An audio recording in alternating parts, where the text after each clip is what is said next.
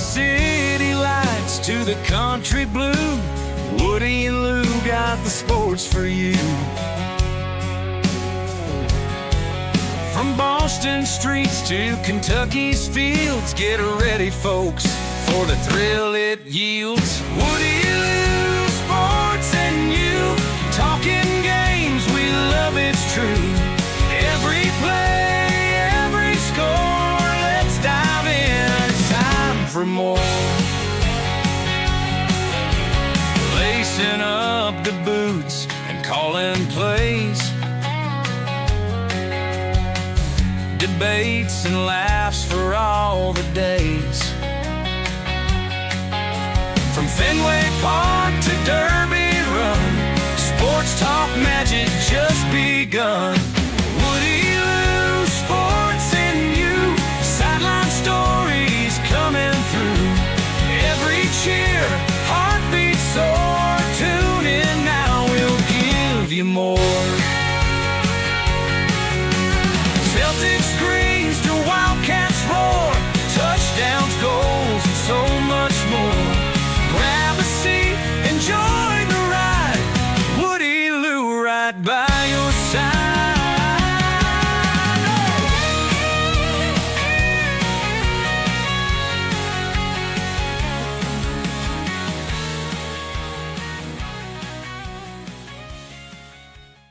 The views expressed by the hosts are their own and do not necessarily reflect the official policy or position of the Department of Defense, the U.S. government, or any of its agencies.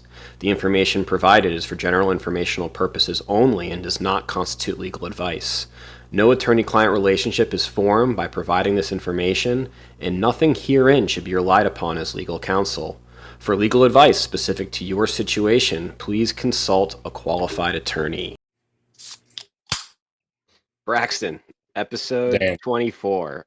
We are 10 minutes late, which is pretty on par for the theme and name of episode 24.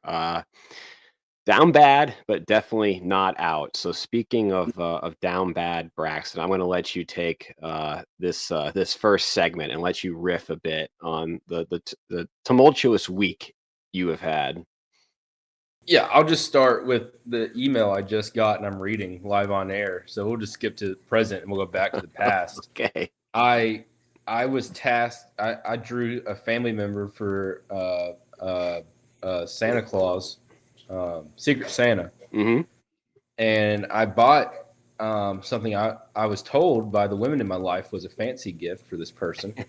Fancy gift. And UPS said it'd be delivered today. I got an email last night saying, "Hey, it's gonna get delivered today."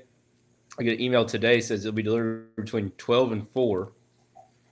And I got an email at 4 that said it'll be delivered between 5 and 7. Fun fact, Dan. Me and my wife and I, a combination of us, have been home between 5 and 7 p.m. tonight. And I just got an email from UPS saying, "Sorry we missed you, but a signature was required for this package delivery." No one rang my doorbell, Dan, to sign for this package. So now I got another email saying they'll try again tomorrow, and they estimate they'll deliver it by 7 p.m. And it has to be signed for. They didn't ring my doorbell, Daniel. And I paid a lot of money for this gift, and we're letting a signature. I understand the signature clause, but you didn't ring my doorbell. So now I question if you have my address. It says you have my address, right? This is UPS next day air we're talking, Dan. Yes. And we can't even ring the doorbell. That's just par for the course for me. So dating back this time last week, this is the day before Thanksgiving, because today's Wednesday, and we had the unit turkey bowl. Now, what's unique about the unit I'm in, they don't play flag football because they don't think flag football is inclusive enough for the masses. They think flag football is it discriminates against the larger population of people participating. So they've created a game. How? Can you get into that? I guess just the average American doesn't know how to participate in flag/ultimate football. I guess that's just a bridge too far. Okay. So their answer for making it more open is they created a game where your goals are 2 trash cans that are cordoned off by a 5-meter wide circle all the way across of cones. It's like a 50-gallon trash can on each side, and it's soccer. It's a soccer ball. You kick it between your teammates, but if you kick it up in the air, so say I kick the ball in the air to you and you catch it, now it turns into ultimate soccer where you can throw it. Yeah. Once it touches the ground, it goes back. They call that gator ball. I'm familiar. Stupid game. So we're playing that. We took a quick 2-0 deficit. I knew things were too serious when at one point there's a ball rolling out of bounds, and I kind of nonchalantly was going to get the ball out of bounds, and a person who was probably 6'3", 290 just ran me over like a hit stick. Like I was a defenseless wide receiver and he was a DB in the middle of the field. And I laughed that off. That probably should have been a sign. Fast forward 10 minutes. I was on defense, I suppose, and there was a ball thrown in the air, and I had some open field. I went for a jump ball situation to deflect this, a pass breakup, PBU. And I got fingertips on it, and when I fell on the ground, my whole knee went 20 different directions, and it sounded like you cracked my back. There was a referee about 5 to 10 yards from me. He said, "Oh, I heard all of those." As I laid there on the ground, the first comment was, "You got to get off the field." You gotta get off. Who said that? The ref? Just one of the people. I immediately had a circle around me, and I said, "Yes, that sounds like a good idea. I can't walk. My right leg is immobilized." So they cart me off. Yeah, what was your safety plan? What did you have for So they cart me off, and a medic comes running and says, "We definitely didn't have a medic coverage plan, but I'm a medic, so I can handle this." I said, "That's good." And he said, he touched my toes. He made me turn around. He's like feeling my toes. I had to tell him what toe he was touching. And I had one of my bosses came by and said, "Hey, Braxton, can I get you anything?" And like I was in pain, so like my pain where were you when people were coming up to you? Just like I'm like on the sideline rolling around. And one of my bosses comes by and he's like, "Braxton, are you okay? Can I get you anything?" Like I was about to throw up. It's like my pain reaction when I was getting real pain. It's like, and I was like, "Sir, I really need a water." He said, "Okay." He goes off. I look up like a minute later. He's back to reffing the game, and I still haven't seen this water. And my other boss came up and said, "I don't really know what to say, but I hope this works out." I actually kind of appreciate that bluntness. I don't know if you did, but it wasn't sugarcoating it. I said, "Yep." They said, "We're gonna give you a shot." They gave me a shot in the arm. A shot it all became Toradol or Tramadol or in your something. arm, but I thought your knee went 20 million directions. I don't know. It did in my left arm. He asked if I preferred an arm, which I thought was funny considering like my leg was in shambles. I'm not worried about my left or right arm at this point. Where on Sparta was this? I need like a little bit of like geographic context. It happened on 9th Engineers Field by like in between their COFs and their battalion headquarters.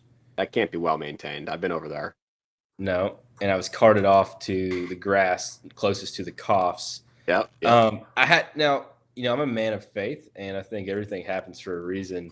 But there were warning signs. And for example, as I'm lacing up my football cleats that are 15 years old from high school, I think I made the statement, these things will probably explode at some point during this. So I had that. When the guy hit sticked me like we were in arena football, that probably should have been a sign for me just to go ahead and sub out because this is too serious for me. There were signs. Yeah. But there are some pros. So before I get carted off, Kaylee didn't see it happen, and one of the other wives went to her. And what I was told was the wife told Kaylee, "Hey, Braxton jumped up really high and landed wrong. So I just want to make sure the H word is highlighted in that. I jumped very high. I think very, very high is what it was said, not Very just high. Okay. Yes. Yeah, you got a good vertical.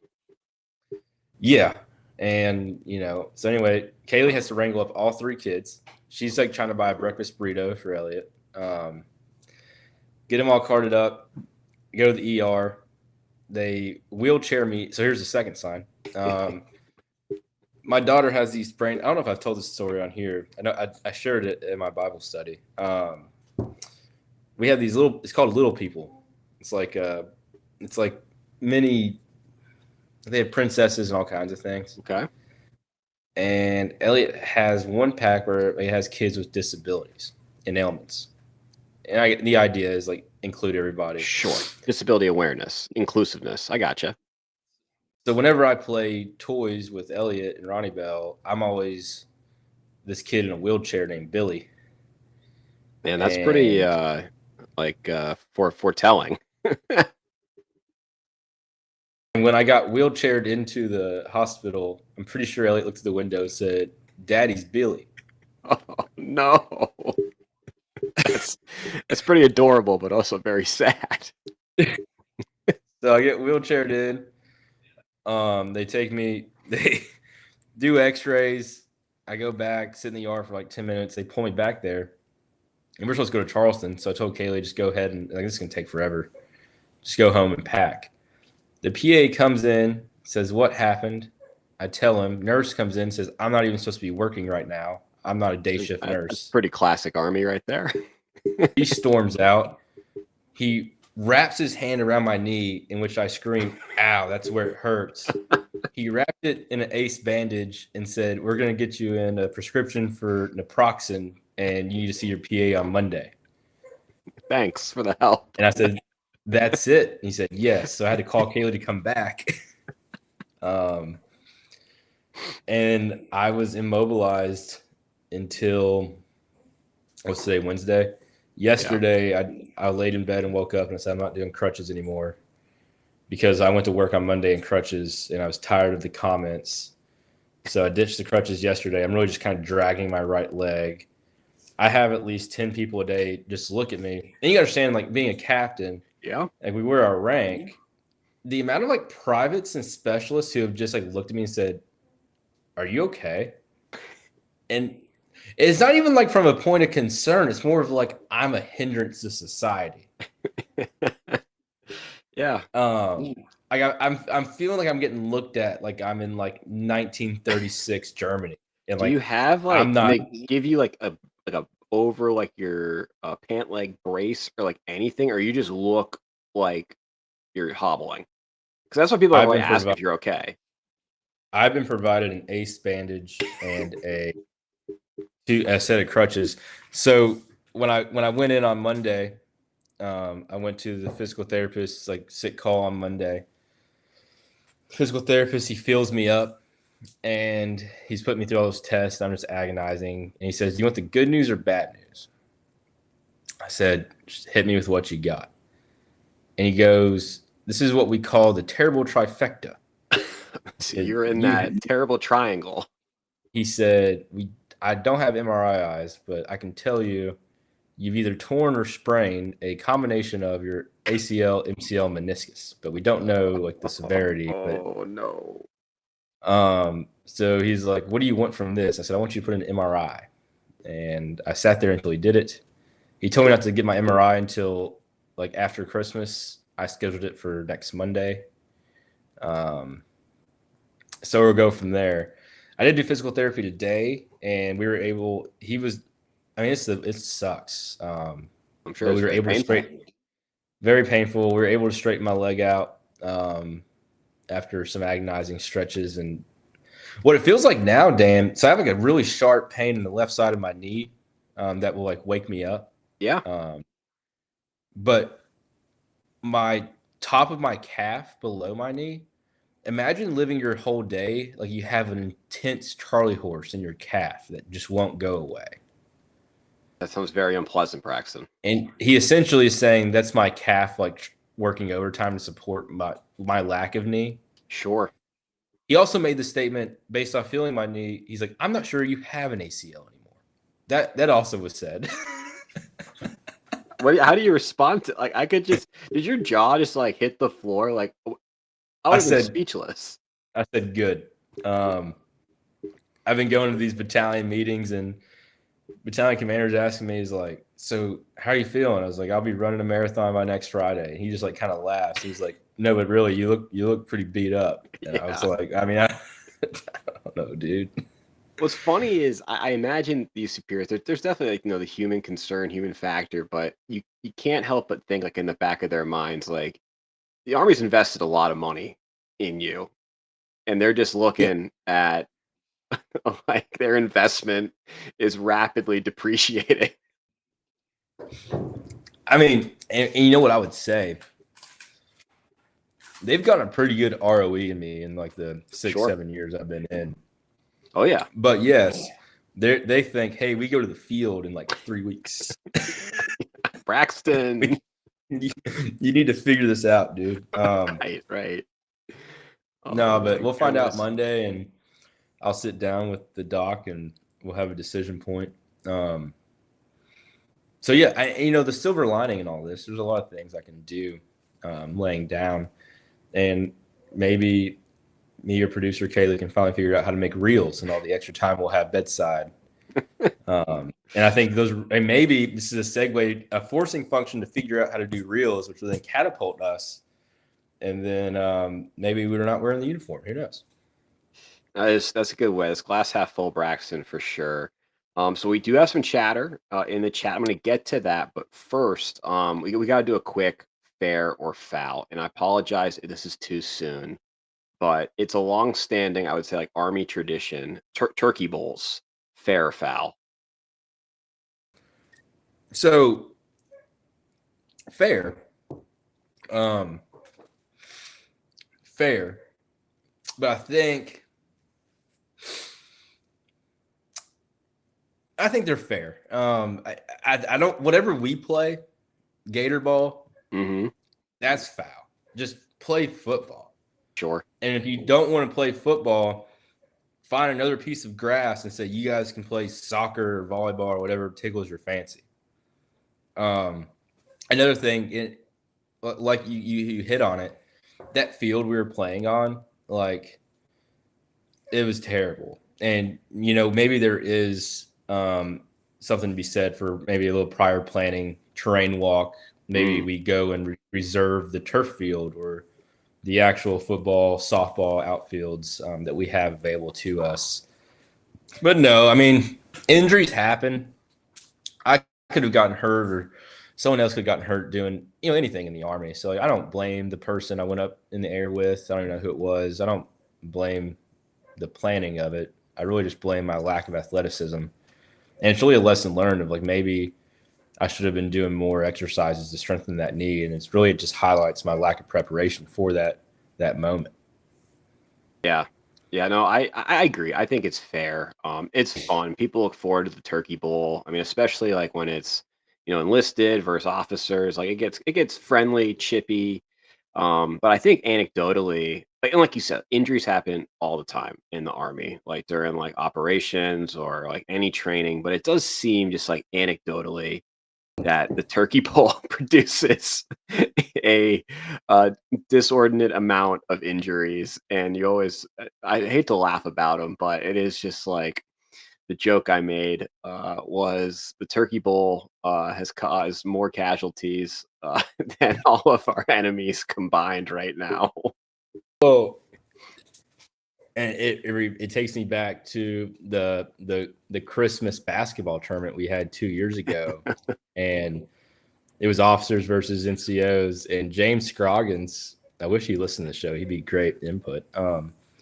He took an elbow and his tooth went flying. I do remember he lost a tooth like a day before Christmas. And he was not getting any dental work done in Poland, that's for sure.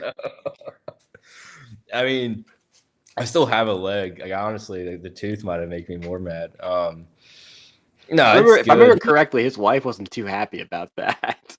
He spent a lot of time in the mirror after that. But what are you gonna do? You know, It's. I mean, we compete to win, and I think we got to have these competitions to keep that competitive fire going.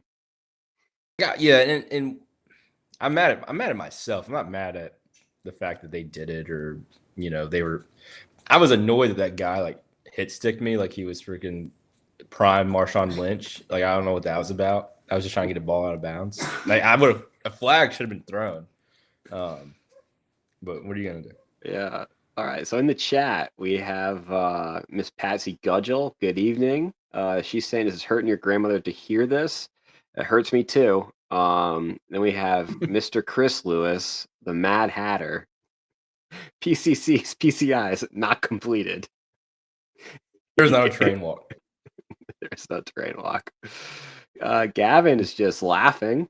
And then we have the Mad Hatter. He is saying 100% fair on our fair or foul.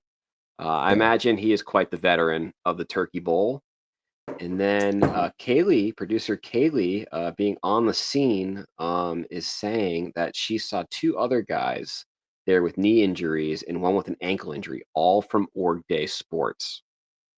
Yeah, I wasn't the only one. I wasn't the first or the last one. Nope. And you could tell it really annoyed the hospital staff, which is weird to me because it seems like that's job security. But they didn't like it. I don't know what matters to them, how I got my injury that brought me to the emergency department. Now, I'll tell you about Dad. Mad Hatter went through a phase. So he always did he played a lot of softball growing up. And like that was normal to me. Mm-hmm. Especially like Kentucky's big into softball, like the state. He went through a phase when he was a drill sergeant, where he was on a unit flag football team. And if you want to talk about different cultures, the flag football was different. And I'm pretty sure he was all-time quarterback, and he took that very seriously, and I think he did pretty well at it. We'll have to save the Mad Hatter's athletic pursuits in the Army. Well, it sounds like you might not go on the field, so our special guest, but we'll have him back on at least as a third, even if it's just not me and him riffing while you're in the field. Mad Hatter may have gotten bumped from some guest spots.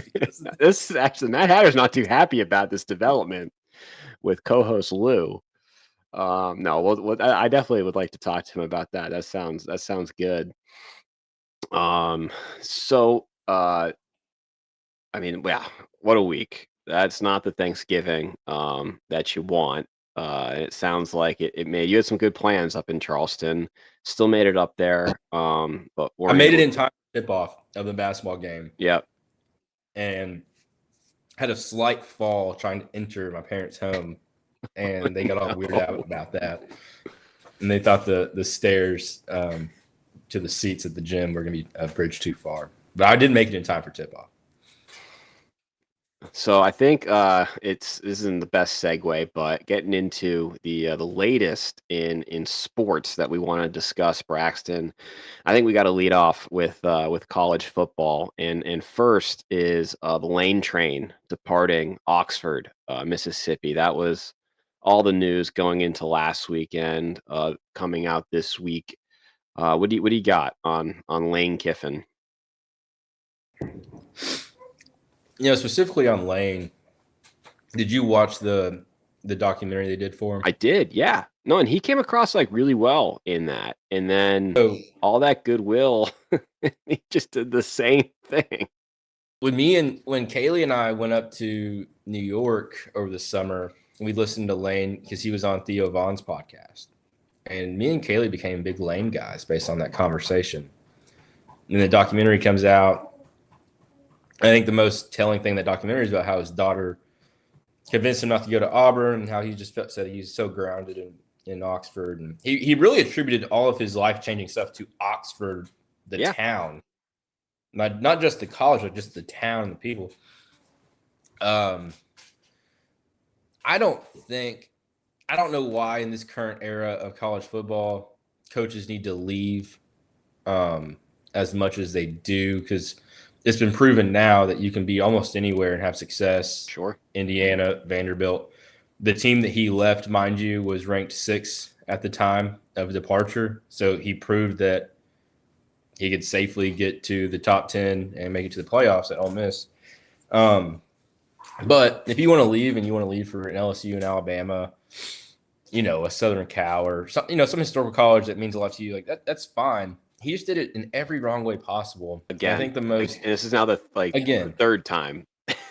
and the most damning fact for him now in 2025 is a lot of stuff came out on social media, the DMs and all that. Don't know if it's all true, but it tracks. There's smoke there. I'd say about 50% were probably true and 50% were probably, made up. I mean, it's consistent with the Joey Freshwater persona. It is. And I know the stories about when he was at Alabama. Kaylee was able to give firsthand accounts because at Alabama, I don't know. It's not illegal. I don't want to get sued. Oh, we there don't were want stories. That. Yeah, tread carefully. There were accounts of potentially seeing alleged accounts of an assistant football coach on Alabama's staff who would go about 2 doors down from the place that me and Kaylee would stay at a high school friend's apartment in Tuscaloosa, and he was often found there after game days. I'm not going to say who the coach was. Yep. But so it all tracks. I thought what hurt him the most is when he did his introductory press conference with LSU, and he talked about how, Keith AD deflected a lot on the AD. Like, my players wanted me to play or coach. And all the players tweeted and said, that is not true. He did not say that. I mean, obviously to be a coach like that, you have some level of ego, narcissism, but he's kind of just pathological in some regards, but that's probably what makes him a great coach. Yeah, and I don't want to jump to it too early, but the biggest takeaway for me is I don't understand how the impact to his departure is not equivalent to the impact of Travis Hunter at Florida State in their undefeated season. Understanding Florida State scenario was a top 4 situation. Yep. And this is clearly a bigger pool. But even if it meant them dropping down, that was kind of upsetting for me because we lived that whole Florida State thing together. And yeah, I know it's your starting quarterback, and that matters. But Lane Kiffin's not like a CEO type of head coach. He calls the plays. Yeah. He's a hands-on offensive coordinator head coach. Yes. So it's not like his actual, he puts the players in those positions. I'm not saying Charlie Weiss and all them aren't good, but I was surprised that didn't hinder them at all. Yeah, let's put a pin in that for just a minute because we are going to get into the rankings. But you kind of touched on this, and it's like he's in his statement too. He's like, I'm going to LSU because that's a place where I can win national titles year in and year out. But he's on the cusp of winning one right now. If anything, what we've seen this year is that it's a wide open field. And LSU said they're going to honor his endorsements from Ole Miss. Did you see that? No, I did not see that. What do you mean by that? So, the endorsements he had in his contract to Ole Miss for making the semifinals, winning a national championship, LSU is going to pay that out for him since he can't be on the sideline. Yep. And LSU to get their guy, I'm sure they would have, backed up the money truck, said whatever, done whatever. That's LSU. That's Louisiana. That the governor was directly responsible in getting rid of Brian Kelly and in this coaching search. I just can't imagine the money's that different, and it's just weird to me. And it seems I don't think Lane Kiffin has any special attachment to LSU. And like you said, he was in Oxford. He had been a part of the Oxford community. It changed, his life for the better. And what he's done at Ole Miss these past 5-6 years has been the best run in school history. He is at legendary status there. He wins on one par more with game. Archie Manning. He wins one more game. And he breaks all their yes. regular season records, and he is now the field's named after him. And I was telling Kaylee, she brought the money point, and I was like, essentially we're just poor, but what I don't understand, like in my opinion, and I can't put my brain around the amount of money these head coaches make, but I was like trying to scale down his millions to my like 100,000. Like in my brain, it's like, hey, I feel like going from a $7.5 million a year contract to a $9 million a year contract, for me, that'd be like a difference between like me taking a new job and getting like $100 more a check. Like Sure. I just feel like it'd be very indiscretionary, like just an extra fill up at the gas station, like wouldn't really see the money. Yeah, and obviously they have more expenses because they have more assets and money, but like I just don't. I feel like once you get to that point, the money is irrelevant. Yes. He has grown kids. Like all of his Well, I kids are mean, in high school. his daughter's boyfriend is at LSU. I don't know how much that had a role in it. Maybe she's transferring. You can say that, and probably will, but he was heavily in Florida. Hmm. He wanted a Florida job until he met with the AD. How the AD was too controlling, and then today it came out that Florida State was quietly pursuing him, and once they realized they couldn't get him, that's why they decided to retain Norvell. Yeah. And I think, I mean, it speaks to, I know a lot of the talking heads, it speaks just a larger problem of the calendar in college football. And and I know this was largely pushed by the coaches for like earlier signing period and for like the transfer portal because it gives them more certainty. But I think the real, I guess, victim in this, and it's probably not the right way to phrase it, but the people who benefit the least are the players and especially like the high school recruits. And I think it's the fix is that they just need to get together. They need to align the football season with the academic calendar and all this like this transfer portal, like coaching moves, signing day. That's all got to be after the football season ends in mid-January. Yeah, and I agree. I think with TV contracts and that stuff, that the school part is very undervalued. But what I would say, like making it to where national signing days before conference Yep. championships, and obviously the teams who are typically firing like the coaching carousel happens pre-conference championships, or it starts at that time Yes. pre-national signing day. It puts people in a bad spot. But for like Lane's case, there's several coaches, John Summerall from Tulane going to Florida, and not Dan Lanning, Will Stein, Kentucky's new Yep. head coach, who I'll talk about later, as Oregon's OC. I think that shows a healthy transition because both coaches are still going to continue to coach their teams. They're going to double dip. And I think what that highlights is those are like natural progressions in the coaching progression, going from coordinator to head coach, group of 5 to power 4. And there's a level of maturity there. Mm-hmm. I don't disagree with Ole Miss's stance in like, dude, you're going to a SEC West rival. Yeah. Like, it's different for the head coach of Tulane to be double dipping at Florida. It's different for the Oregon offensive coordinator to be double dipping Kentucky. Like, we're talking Ole Miss to LSU. That's just different. It's just a weird move. What makes me mad about Lane Kiffin, I told Kaylee this. Lane Kiffin could have completely rewrote all the stuff at Tennessee, all the stuff at USC, all the stuff at Oakland, which I don't really think Oakland was his fault, if I'm being honest. No, that was all Al Davis. But he could have rewrote all of that if he would have did one or two things.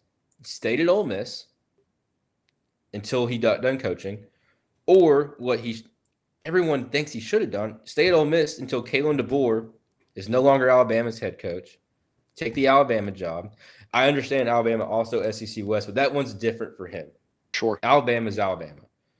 I even think that would have been perceived differently, especially considering his coaching tree and his how much he values Nick Saban. acknowledge he was at LSU too, but it's just different in my opinion. Yeah, he worked for Saban at Alabama, absolutely. Like I just think the only school he should have entertained leaving for should have been Alabama. Like the LSU move is just so weird to me.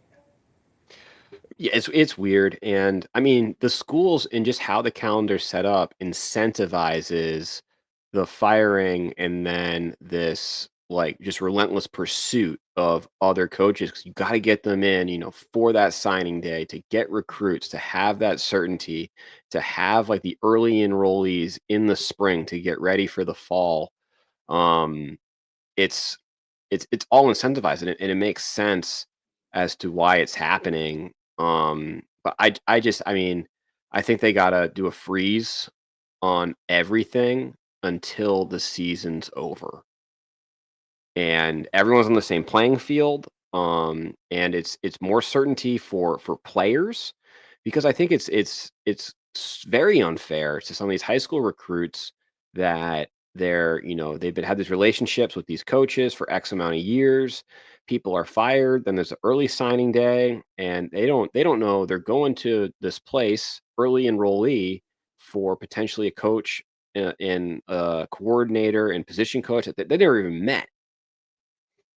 Yeah. um, and it's totally built for the coaches, for the convenience of the coaches, and I think the coaches can still get, their what they're worth as far as, like, money compensation-wise, and then as well as, like, the certainty of the desire on a level playing field. That's where I stand on it. And, like, the Yeah. transfer portal too is, like, a complete mess. And that's not aligned with the academic calendar because I want kids like enrolled in school. So I think it's a pretty easy fix. It's just no one wants to do it because they don't want to give up any competitive advantage. Well, I think the easy fit, not the easy fix. The fix, and I don't have the ticker, so I don't want to transition on you too hard. But the fix is, unlike NFL, there's no incentive to losing games at the college level. But if you know that this just isn't going to work, you go ahead and make a move. I think the best time to make a move is after week 4 because now you still have redshirt ability for your guys.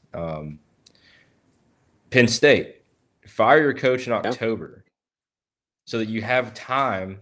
You have 2 months to find a replacement, or at least work the backdoor channels to have one in principle. But then you don't do that. Now you have 2 signed recruits, and you're like the 180th recruiting class Yeah. at Penn State, and you don't have a head coach. Shout out Crumble Cookie. Crumple cookie. um, yeah, yeah. There's no like right answer to it, but I think that there are options that are more fair across college football and are in the best interest of the students. That's where I'm Yeah. coming from. I think it's way too like controlled by the coaches, and that doesn't sit right to me. No, that's everything in football. Yeah. Well, I think we'll move into college football playoff, but I think more importantly, driving that final ranking that'll come out next Sunday is the conference championship games, and not controversy in who's in the games, but controversy surrounding whether it's even worth it for a team to play in their conference championship. What do you got, Braxton? So you know, is it worth it? You've seen people come out and say, like, hey, like it's actually good for us to avoid it because Yeah, especially if you're a 2-loss team, there is no advantage to playing in it. Like Alabama. So Alabama loses to Georgia. You presumably just kick them out of the playoff if you're going on a normal scale. I think you want to play in your conference championship because that's your conference championship. That's hardware.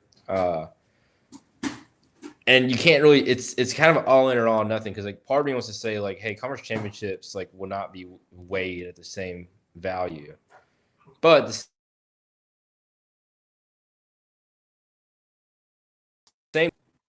why would that justify them still having a playoff spot if you already know like the number 2 or 3 team is going to beat them by 30?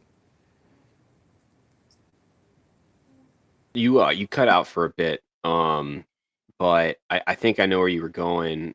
That it's what in past years committees have said. At least, well, last year's committee, it was you won't be punished for playing in your conference championship game.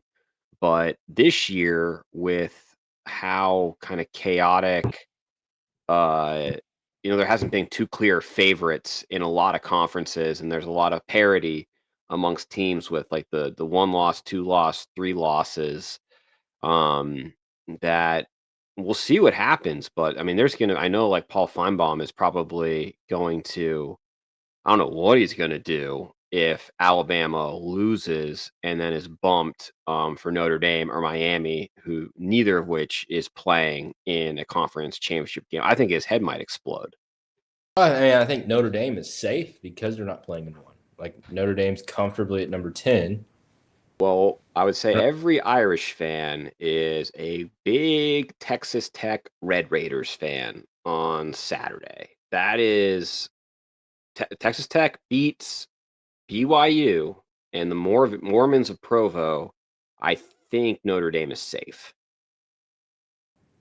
Yeah, I mean, but this, like Alabama could lose. Oregon's safe because they're not playing. Georgia could lose and still make it. Like Indiana's safe. A&M is now safe because they're not playing. Ole Miss is Ole safe Miss because is they're safe. not playing. Oregon. Oklahoma's safe. Alabama's not. Oregon is. So really, I think I guess the Alabama, the SEC, and the Big 12 are the two to look out for. Did you see the thing about Vandy, Clark Lee saying he's having his guys ready to play on Saturday just in case? Did you see that? I did not see that. I don't even know what that. I love kind of that mentality from Clark Lee. I love the Doors. He said I don't get what that means. Like ready to play in the playoff or ready to like he has his go to guys Atlanta? they have their bags packed in case like an impromptu game. They schedule a game for Saturday to like show the committee how they deserve to be in the playoff. It's like what, like a Harlem Globetrotters like exhibition game to what? I I don't love know. it. I love that mentality. Like we'll play anyone, What if anytime, anywhere. okay, so Like, what are and they gonna this is show? this Are they is gonna show up to Mercedes Benz and be like, "Hey, we got next"? Like, this is the thing about a 12-team playoff. And I think this is why I'm really good at the number 12 because last year it was hard to find 12 teams. This year yeah, there's probably like 14 to 16 teams right. who could make a case. So like this is a good number. But it would be interesting if you're 13 through 16 seed or ranked, you can like call out teams in front of you Ooh, who like a aren't in their conference challenge. championship. Like, hey, I'm number 14, you're number 11, and you're in, but you're not playing a conference championship. I challenge you conference championship week to a one-on-one, winner gets in. I Like see loser what you're goes home. saying. It's actually pretty funny. And now I'm thinking like Clark Lee's ties to South Bend and the Irish, like him and He's Marcus like, Freeman, they Notre should Dame, they I should they should want you. play a game in like Indianapolis, meet halfway. Yeah, and whoever wins the playoff committee, they know. Yeah. So there's no confusion. That's actually I kind of like that. Yeah, keep an open week for challenges You outside know the how conference electric that championship. would be? That Oh, would be there'd be electric. some pretty cool videos of like throwing down the gauntlet. But that's how you get to like a first four type situation like in Yeah, March Madness. So yeah. No, I would be kind of cool. like that. That's a good idea, Braxton. You should probably be on a committee somewhere. They would hate me on a committee. So what do you think? I have the schedule pulled up. We can do a quick we'll do a quick pick of the major conference championships. So Big Ten, IU, Ohio State, Indianapolis. What do you think? Indiana. Really? How many points? I don't know the spread on any of these. Okay. I would take Indiana I would take him at like 3.5. So field goal to touchdown win. All right.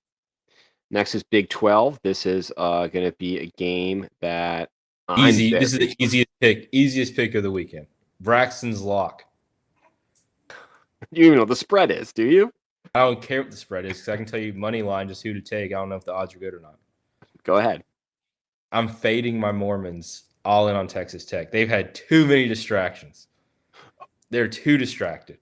Oh, BYU. So BYU's far too distracted. They thought their coach was leaving. Crumble cookies are everywhere. Like, it's just too much going on in Provo. And there's going to be some buyer's remorse when Texas Tech wins that game. All right, I like that pick. I need the Red Raiders to win. ACC, this one is like a pillow fight, but also is like I think pretty big stakes. Like, we got Duke against Virginia. If Duke wins, there's a good chance there's no ACC representation in the playoff. Am I wrong? I thought ACC got an at-large for a conference championship. It has to be if you're in the ranking, and Duke is currently not in the ranking. So if Duke wins, they don't get in. 5 wins. Oh, I see. Yeah, I see now. I was wrong. I thought they were going to be like the first 5-loss team. Duke wins that because it just further highlights like how just hilarious the ACC is. And then Manny Diaz has a lot to play for in that game. Oh yeah. I'm curious. He's got to be on the short list of some teams that are still looking for a coach. Penn State. And then obviously SEC, Georgia, Alabama, the rematch.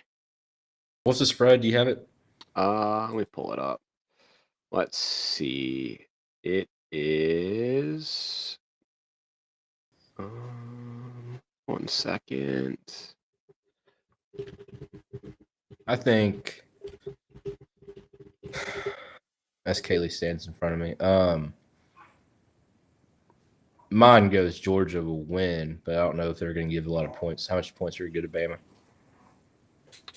It opened at 1.5 point favorites. Georgia minus 1.5.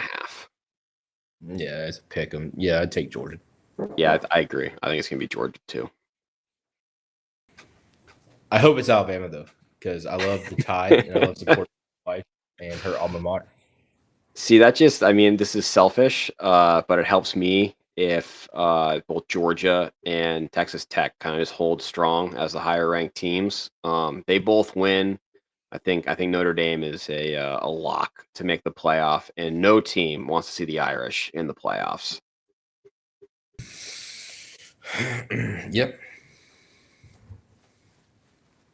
But yeah, no, it'll be interesting to see what happens. There's I think, which fan base do you think is like gonna just riot on next Sunday after the release of the final rankings? Texas. Texas, Vandy. I would say Miami, but Miami doesn't really have fans. I can see Texas. I think Texas not making it, in Arch's year and when they're in-state rivals safely in, I think that might two of their in-state rivals and Oklahoma. Yeah. 3. Yeah, correct. Yeah, and I think that whole situation will just drive Sark up a wall. And I don't think Texas is. I mean, Kentucky took them to overtime. Should have won. I'm not sold on Texas. Yeah, Kentucky. They only lost by 3. And they finished strong with that win against A&M. But let's see, they have what, 2? How many losses? Texas has 3. I think. Yeah, they have 3.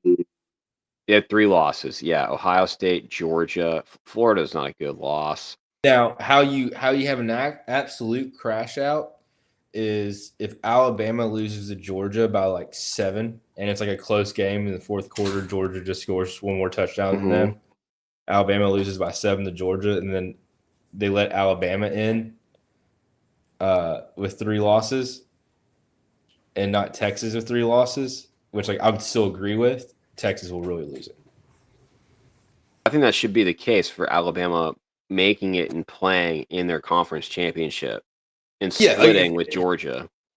and that's my thing. I think there's like a 14-point window where like I don't know if they can put this in writing. Like if you play your conference championship within 14 points and you're a top 12 team, like that should be no impact. Because a 2 touchdown game can always swing, and I'm sure there's levels to a 14-point loss, but that's kind of like the window for me. And we're getting some chatter in the chat, some good input from Gavin. He's saying that the 12-team playoff rules are that the top 4 highest ranked conference champions get in. Everyone just assumed it would be a power 4. So yeah, that makes sense because right now like Tulane and JMU are higher ranked than what a Duke champion would be. Yeah, that makes sense. You would just assume the ACC, considering they have Miami, Florida State, North Carolina. It kind of stinks because, like, I mean, it's probably not the best brand of football, but it was kind of fun how much parity there was amongst the ACC and how, like, who was playing in the championship game, like, changed like every single week because no one wanted to win it. But it's hurt them obviously that because there is that basement fight amongst the teams, they're not going to make the playoff. And Virginia Duke should be like the ACC basketball championship game, not the football. Yeah, That's pretty funny. Yeah, how happy are you that Dabo has been knocked off his ivory tower in the ACC? that poor guy. His agony is starting to make me feel sorry for him almost. Wow. He's a sad puppy. I'm shocked that you were having sympathy for Dabo. I don't have sympathy for him, but like he you can't kick a dog while he's down, you know. Like he knows he's down.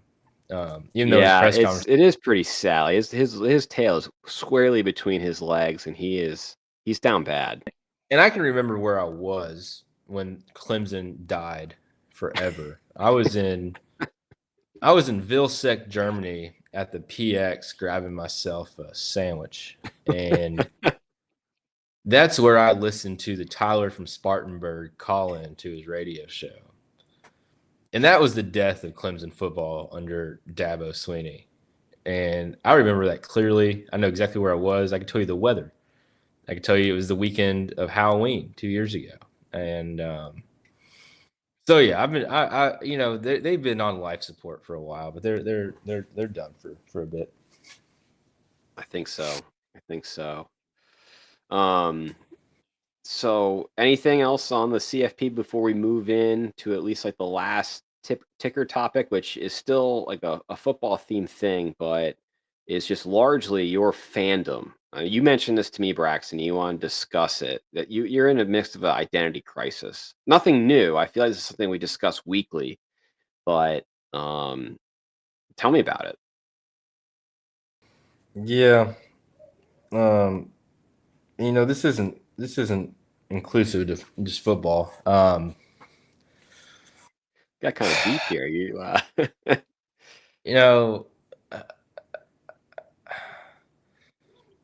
It really starts with basketball. So, Kentucky football, we get destroyed by Louisville. That was actually, we need to talk about that. I didn't want to text because you were. I'll start. Go ahead. I'll start there. So, Kentucky's 5-5, 3-game win streak. We got to beat Vanderbilt and/or Louisville to go 6-6 or 7-5, and that's a crazy successful season. We get rolled by both Vandy and really destroyed by Louisville's like backups to the backups.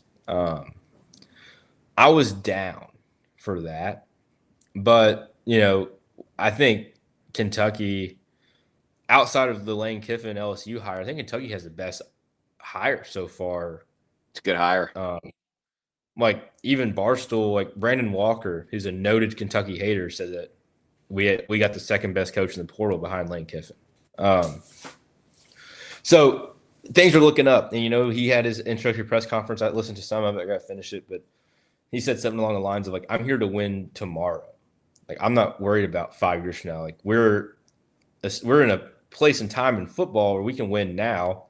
A la Cignetti goes and loses, one or two games his first year at Indiana. So Yeah, one with a playoff. So it's possible, right? So like football, Kentucky football, it's hard to break me. Like they've broken my heart 1,000 times, but like I'm pretty persistent in like that's just part of being in the game. You're not going to break that's up just like with the part of it. Titans. You can't quit Kentucky football. Right. Like my Kentucky football fandom is pretty rock solid. Where I'm pretty fickle in my recent years is Kentucky basketball. So the last 3 ranked opponents we've played have been on Tuesday nights. Now, Tuesday nights are when I do my Bible study. Mm-hmm. So I concurrently watched the Louisville game, the Michigan State game while doing my Bible study. So I was like kind of half watching, and we lost both of those. The Louisville game was embarrassing. Yesterday was a 9:30 tip, and got done with Bible study and watched the whole thing. Didn't end until midnight, and we lost by 3. At one point, we had the longest scoring drought in Division I basketball since like 2008. And we were like 10 minutes without a field goal, and we still had a lead.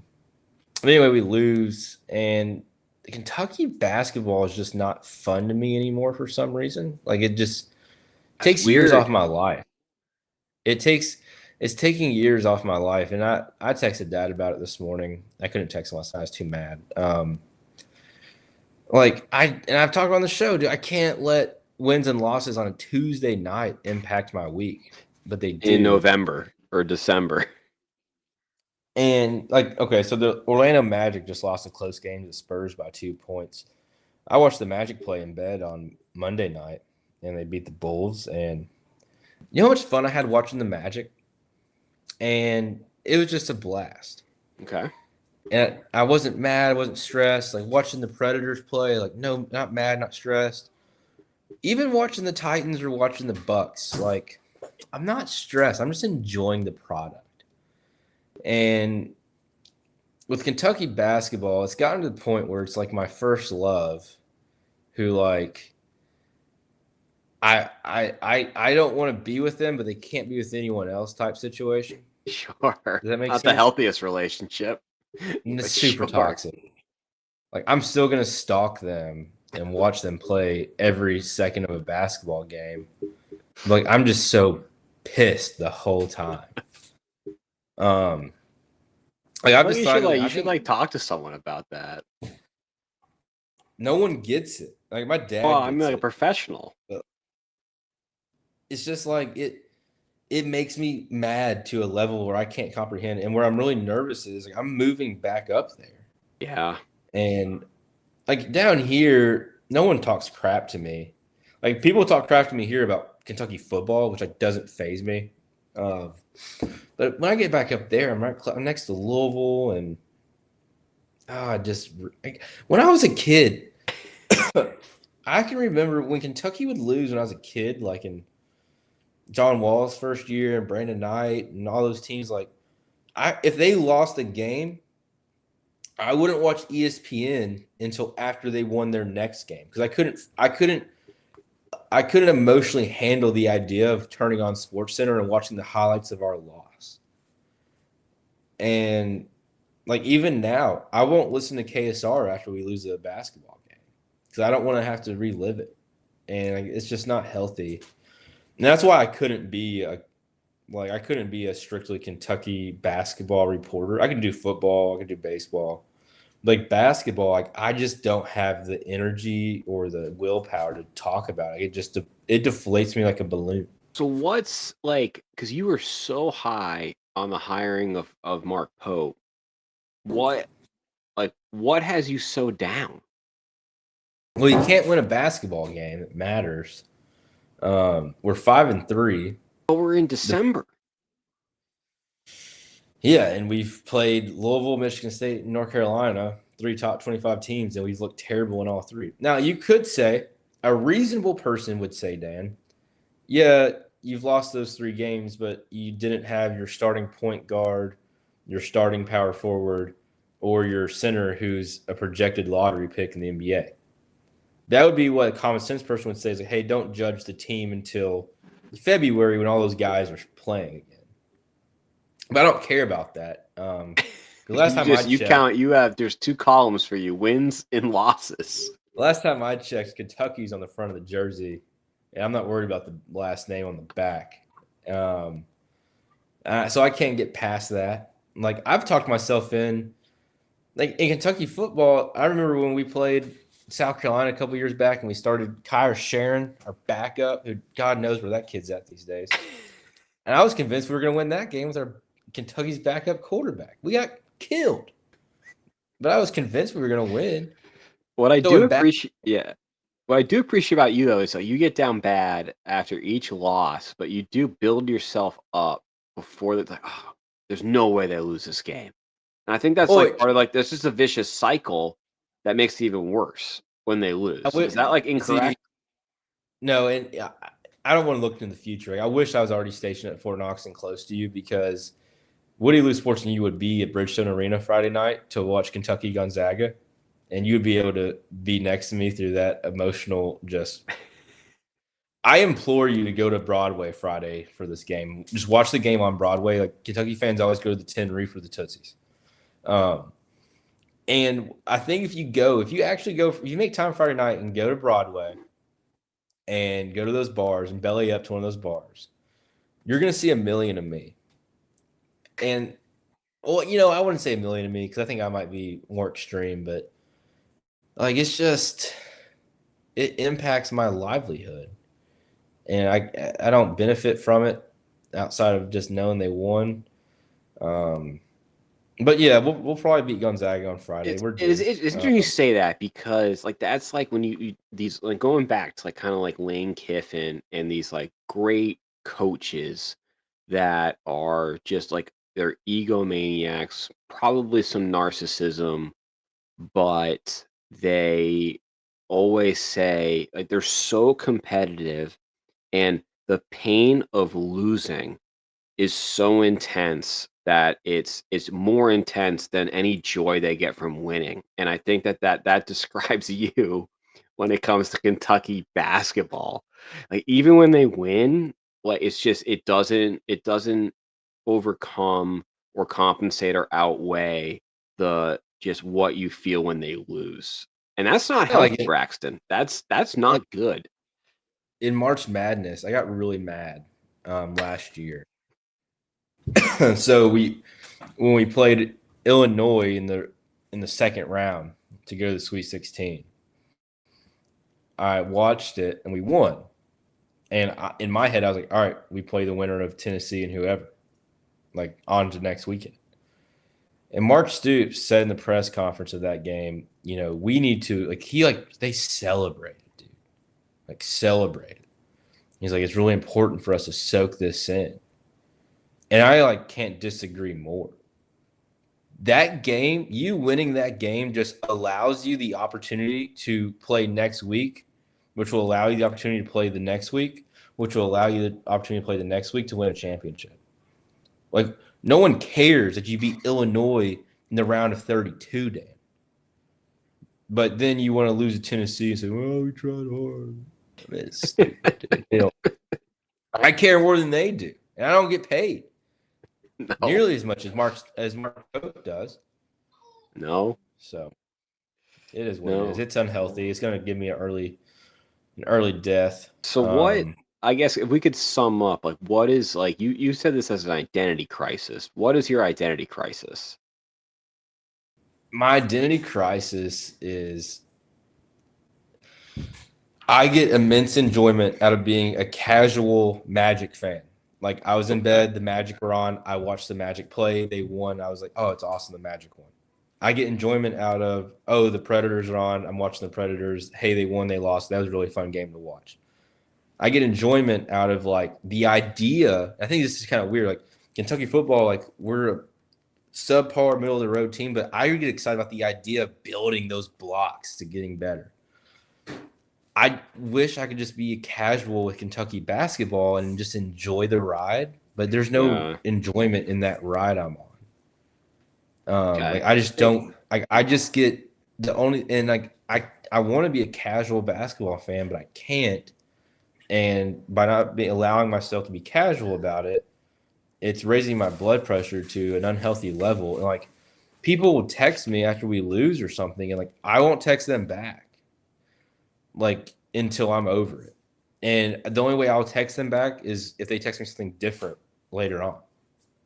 I feel like we should get like a sports psychologist as a guest on this show, and we can you can talk to them live about why you have just this very toxic relationship with UK basketball. Well, if I had to talk to a therapist, I have like memories. Like I can remember. Trauma. I remember when Papa Ronnie had season tickets and they were playing against Louisville at Freedom Hall, and he said they were down like 12, and he said, "I'll give you my tickets to the next game and $50 if they win," because he'd given up on them. And then I believed. Patrick Sparks hit the three, and they won, and I got to go to the game. And I can remember in third grade, I don't know why my dad was off work at like 3 in the afternoon, but I got home from school. You didn't have softball? I got home from school at like 3:30, and they were playing like Marquette, and I was walking up to the door, and I heard my dad screaming bloody murder, and I thought something was wrong in my home, but he was yelling at Tubby Smith to take another sip of his water because he was just sipping water and not coaching. Like I can remember all these things. Like it's just so ingrained. You've experienced trauma, Braxton. I think I have. And the toxicity in it is I can remember us leaving a Kentucky Louisville game early at Commonwealth Stadium. And then my dad, as soon as we get in the car to drive home because we're done watching it, just turning it on the radio and listening to the play-by-play and holding on to every line of the play-by-play. I can also remember going to watch Kentucky beat Georgia the last time they beat Georgia in 2008 or 7 and being there for the win and us beating Georgia and how that felt. And I can remember going to Neyland Stadium and watching us get absolutely rolled when they had freaking Coach Dooley, that Doofus Dooley. I remember going. I know the first basketball game I ever went to at Rep Arena. They played William and Mary. I'll never forget that. First basketball game me and Kaylee went and watched at Rep Arena was Troy. All of it's just deeply embedded in me, and Boy, this be incredible content. You talking to a professional about this trauma you've experienced, UK has inflicted on you. I didn't go to Auburn because I was scared of how I would feel when they played Kentucky in a Thursday night football game my freshman year. What? This is news to me. This has never been divulged. So you were going to the University or Auburn University, and you didn't go. I was gonna go to UK. My dad paid like the $5,000 dorm deposit. My roommate from my hometown, who was gonna be my roommate, he ended up getting into some wrong things and saying he wasn't going to UK anymore. For whatever reason, I let him influence me to be like, well, you know what? I'm not gonna go to Kentucky now for whatever reason. I don't know why. It's stupid.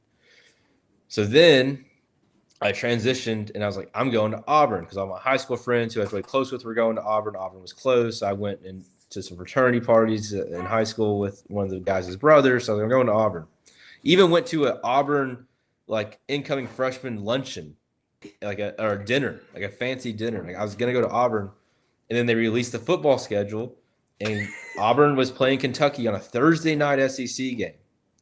And like I couldn't bear the thought of being an Auburn student and being a part of this university that's playing Kentucky in football. Like it's bad. That articulated to me that it's your relationship with UK is like influencing life decisions. It has. Like if Kentucky wasn't on Auburn's schedule, I'd probably be an Auburn alumni. I'm not joking. That was a wild. big deal to me. Like that was the only reason I didn't. That was the only con to going to Auburn was they were playing Kentucky in football. That's passion, and that's the Braxton Ball I know. I remember my freshman year, the Citadel played South Carolina at Williams-Brice Stadium, and the Citadel beat South Carolina. And I can remember my buddies from school who were Carolina fans, like tweeting "Go Dogs," like "Go Bulldogs." Like, couldn't be me. If the Citadel was playing Kentucky and beat Kentucky, I would be beside myself. But like I've already proven I can't go to a school that would potentially even play Kentucky. Like it's bad, man. It's different. It's different. You know, and these Clemson, I can go on for days about my buddies who were Carolina fans or dated girls who went to Clemson or would go up to a Clemson game and wear Clemson. I've never dated a Louisville fan. I've never dated a Tennessee fan. I've never even like talked. I've never even flirted with a Louisville or a Tennessee. Nothing. That's a non-starter. Non-starter. Any Trojan women, that does not bother me. I'm all about Southern California, just from my standpoint of Notre Dame's rivals. There was a girl in 7th grade who I thought was cute, and I found out she was a Louisville fan because my mom told me her dad went to Louisville, and he was a lawyer who went to Louisville, and I'd never pursued any further. Like I excommunicated this girl. And you had no confirmation that it was just because her father was Louisville. You made the assumption. And I think she had a Louisville T-shirt somewhere in the wardrobe. Like it's somewhere in the wardrobe. It's bad. I think this would be great content. If anyone in the chat, if you know of a sports psychologist that wants to come on and dissect the brain of Braxton Ball Lewis, I think that would be pretty electric. Yeah, that's honestly the reason I went to the Citadel. I guess I convinced myself that's an FCS school.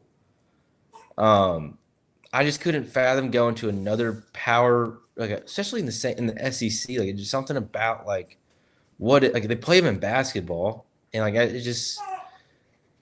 it wasn't about the education to me. Like you know what annoys me the most, and this is like how deep I hate when people are like, "Oh, I'm an Alabama fan, but Auburn has a better veterinarian program." I don't care, dude. I don't go care. to a different school that has there's more vet schools in America than your arch rival. Like I didn't know what I wanted to be when I grew up, but I can promise you at no point was ever like, well, Louisville has a better whatever pro. Who cares if it's better, dude? What are we talking about? So those people have no loyalty. And I know you respect no loyalty. You do not have respect for zero loyalty. And you can't trust those people because they will flake. It's just not true. You can't be with those people. Gosh, it fires me up, man. It's real life though, and that's my problem. I've gone on for a while. No, that's good. That's good. In the chat, we got some good chatter here. So from Miss Patsy, you love going to the games, and you bought a #1 foam finger, going back to your early relationship with UK. And then producer Kaylee is saying that she thinks I'm your therapist. No, I'm not. I'm definitely not, Kaylee. I'm an instigator and an agitator, and I'm just trying to get some good content out of Braxton. I know what buttons to push, but I do think I would love for a professional to get inside of that brain. I mean, how many nights did I stay up until 4 in the? And my dad did it too when he lived in Belgium. Like staying up till 4 in the morning, watching just us get our brains beat out by like Missouri. Yeah, and then you would listen to KSR and get even more mad and completely shut down for like 12. You wouldn't talk to us. Like a 9:30 tip off at the Champions Classic. I watched that at 3 in the morning and like watched the final play as our alarms were going off for PT. I was going to work with zero sleep, and we lost, and I'm just pissed. and reliving it by listening to KSR. Yeah. But, you know, that's what makes sports magical. And I could then like tirade this into this is what makes America great. That makes people feel weird though. But, you know, it's just college. There's no the soccer fans in Europe get kind of close to it, especially like the town like commitment and fandom. It gets close, but it's still it's just not the same, man. It's just not the same. But yeah, I guess bottom line up front, if you're an Alabama or Auburn fan who went to the other school because they had a better program, like I don't trust you. I really don't have much for you, to be honest. That's a good way to wrap this up. And I think Braxton has proven, he's down bad. We let off with that, but wrapping it up with I'm gimped up, dude. his phantom crisis, he's definitely not out. So I think we're coming up on the hour 15 mark. This is a fun show, good update. Any final thoughts, Braxton? No, I just appreciate everyone listening. Please, please, please like, subscribe, follow on Instagram. If you have a friend who you think doesn't have much going on at 8:30 Eastern, send the link. Tell them to listen. And if you know any orthopedic surgeons in the Low Country area who want to fix my knee, don't be scared. There might be a listener who is an orthopedic surgeon in the Low Country.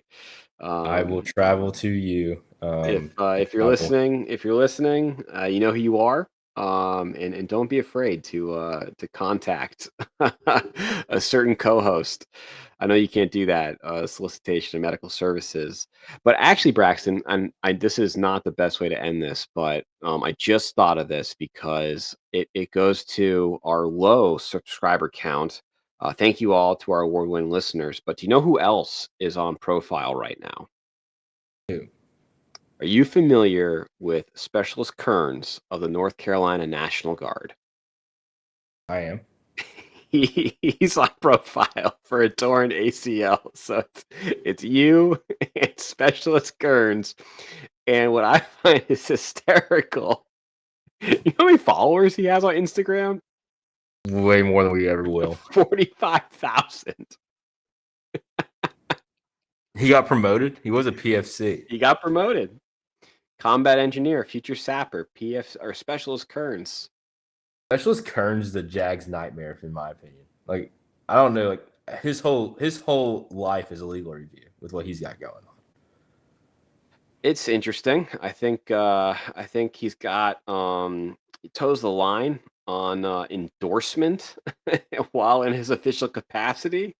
But he's probably the best recruiter that the Army has.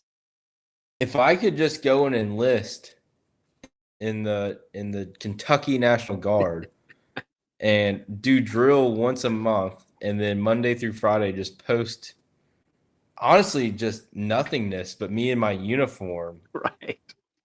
Like I could be Specialist Lewis with 40. I could figure that out. It's like we're the real idiots. Like good for Specialist Kearns. Like I hope I hope his ACL recovery goes well. He won't take a PT test for at least 4 years with torn ACL in the National Guard. God knows he'll probably retire without taking another AFT. So good for him. Good for him. He's a treasure. He definitely is. But you and him, hey, Matt, you're in the same company. I hope the Mad Hatter Googles this kid after. Yes, Mad Hatter, please Google Specialist Kearns, North Carolina National Guard, and we will get your take on the future. KERNS. Oh yeah. But you're in the same. You're on the profile train with Specialist Kearns. You and him, ACLs. I told him they're gonna have to kill me to get me to stop. I'll low crawl around this place so they can kick me out. We'll leave on that quote. All right. Thank you, everyone. Like, subscribe, follow, forward. Anything else, Braxton? That's all I got. All right. Good night, everyone.